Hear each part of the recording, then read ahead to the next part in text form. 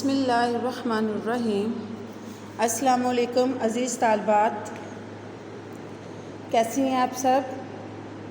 امید کرتی ہوں آپ سب خیریت سے ہوں گے اور پروردگار آپ کو اپنے حفظ و ایمان میں رکھے اور زندگی کے ہر قدم پر سنہری اور شاندار کامیابیاں سمیٹنے کی توفیق عطا فرمائے، آمین۔ اب آپ کی اردو کلاس کا وقت ہوا چاہتا ہے اور آج ہم نظم مل کے رہو اس کے شعر نمبر 6 اور 7 اس کی جو تشریح ہے اس کو ڈسکس کریں گے اور اس کے بعد ہم اس کو اپنی اردو نیٹ نوٹ بک پر تحریر کریں گے۔ ایک ہم سب کا خدا، ایک ہمارا رسول، رنجشیں بھول کے اپناؤ محبت کے اصول۔ رنجش، دکھ، تکلیف، اصول، طریقہ۔ نظم کا عنوان مل کے رہو، شاعر کا نام مسرور انور۔ اب ہم اس شعر کی جو ہے وہ تشریح جو ہے وہ انشاءاللہ ڈسکس کرنے کے بعد لکھیں گے۔ اس شعر میں شاعر مسلمانوں کو جسد واحد یعنی کہ ایک جسم کی طرح قرار دیتے ہوئے کہتے ہیں کہ مسلمان جو ہے وہ جسد واحد یعنی کہ ایک جسم کی مانند ہے۔ اگر جسم کے کسی ایک حصے میں تکلیف ہوتی ہے تو اس سے سارا جسم جو ہے وہ متاثر ہوتا ہے۔ مسلمان توحید و رسالت کا اقرار کرتے ہیں اور عبادات کے اگر ہم عبادات جو ہے اس کے مکمل نظام پر بھی غور کریں تو حج کے موقع پر بھی پوری دنیا کے مسلمان ایک مقام پر ایک جیسا لباس پہن کر اتحاد کی بہترین مثال جو ہے وہ پیش کرتے ہیں۔ اس کے بعد عزیز طالبات، آپ مارکر کے ساتھ میں بھی آپ کو ایک شعر جو ہے وہ لکھواتی ہوں، آپ وہ لکھیں گے۔ جو آئے راہ میں دیوار ڈھا کر دم لیں گے، یہ فیصلہ ہے وطن کو سجا کر دم لیں گے۔ جو آئے راہ میں دیوار ڈھا کر دم لیں گے، جو آئے راہ میں دیوار ڈھا کر دم لیں گے، یہ فیصلہ ہے وطن کو سجا کر دم لیں گے۔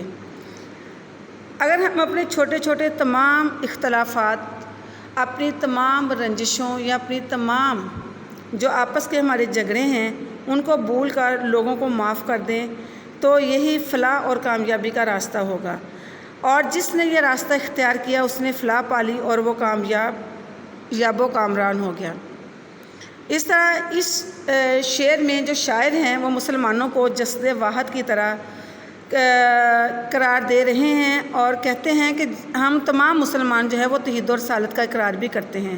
اگر ہم عبادات کے مکمل نظام پر غور کریں تو حج کے موقع پر پوری دنیا کے مسلمان ایک مقام پر ایک جیسا لباس پہن کر اتحاد و یگانگت کی جو ہے وہ بہترین مثال جو ہے وہ پیش کرتے ہیں۔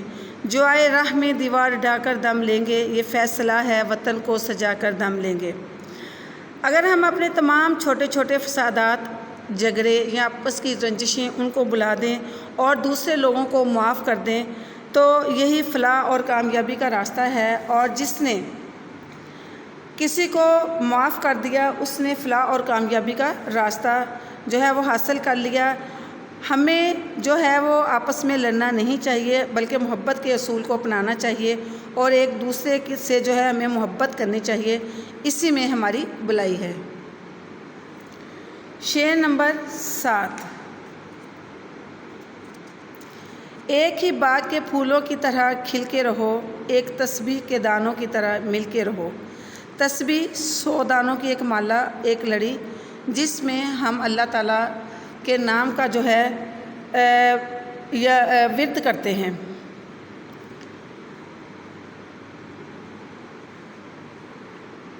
نظم کا عنوان مل کے رہو، شاعر کا نام مسرور انور۔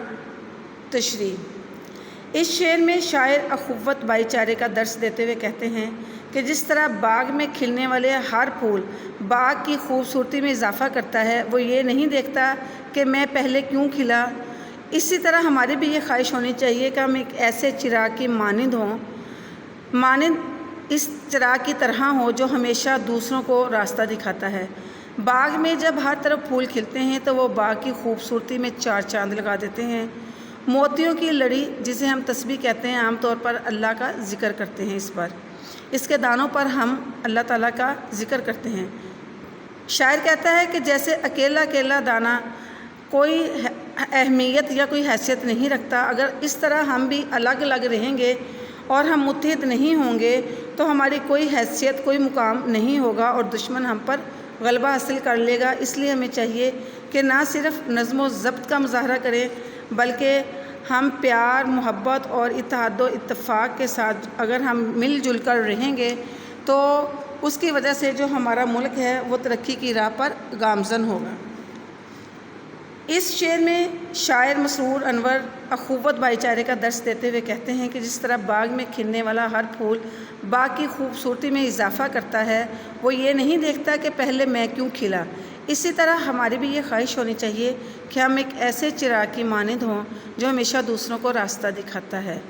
باغ میں جب ہر طرف پھول کھلتے ہیں تو وہ باغ کی خوبصورتی میں چار چاند لگا دیتے ہیں۔ موتیوں کی لڑی جسے ہم تسبیح کہتے ہیں، عام طور پر ہم اس کے دانوں پر اللہ کے ذکر کرتے ہیں۔ شاعر کہتے ہیں کہ جیسے اکیلا اکیلا دانہ کوئی حیثیت نہیں رکھتا، بالکل اسی طرح اگر ہم الگ الگ رہیں گے اور آپس میں متحد نہیں ہوں گے تو دشمن جو ہے ہم پر غلبہ حاصل کر لے گا، یعنی وہ ہم پر فتح حاصل کر لے گا۔ اس لیے ہمیں چاہیے کہ ہم نہ صرف نظم و ضبط کا مظاہرہ کریں بلکہ ہم متحد ہو کر رہیں، اور جس طرح اگر ہم متحد رہیں گے تو دشمن جو ہے ہم اس کو نہ صرف نیست و نابود کر سکیں گے، یعنی کہ ہم اس کو ختم کر دیں گے، بلکہ ہم خود بھی جو ہے وہ ترقی کی راہ پر آسانی سے گامزن ہو سکیں گے۔ مل کے رہو نظم مشقی سرگرمیاں۔ So students open your text book page number 93۔ اس پر سرگرمی نمبر 2 نظم مل کے رہو میں درج ذیل الفاظ کی مدد سے جملے مکمل کریں۔ اس سرگرمی میں عزیز طالبات آپ کے لیے انہوں نے حروف دیے ہیں۔ جملوں کو یا فقرات کو مکمل کرنے کے لیے آپ ان کی مدد سے جو ہے اپنے ان فقرات کو مکمل کریں گے۔ پیج نمبر 94 پر سرگرمی نمبر 8 درج ذیل الفاظ کی تذکیر و تانیث واضح کریں کہ ان دیے گئے الفاظ میں کون سے الفاظ جو ہیں وہ مذکر ہے اور کون سے الفاظ مؤنث ہیں۔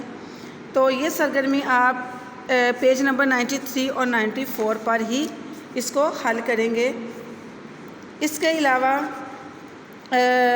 باقی جو تمام سرگرمیاں ہیں وہ ہم کل شعر نمبر 7 اور 8 میں چند ایک جو سرگرمیاں ہوں گی ہم ان کو ڈسکس کرنے کے بعد پیج نمبر 94 اور 95 پر حل کریں گے، اور پھر بقیہ جو سرگرمیاں ہم اپنے نیکسٹ لیکچر میں جو انشاءاللہ مکمل کریں گے۔ عزیز طالبات، آج کے لیکچر میں آپ کو اگر کوئی ابہام، کوئی مشکل، کوئی دقت یا اگر آپ کو کسی بھی بات کی سمجھ نہیں آئی تو آپ میرے سے بار بار جو ہے سوالات کے ذریعے آپ کو جو کوئی کنفیوژن، ابہام ہے آپ اس کو دور کر سکتے ہیں۔ موسٹ ویلکم اینڈ اللہ حافظ۔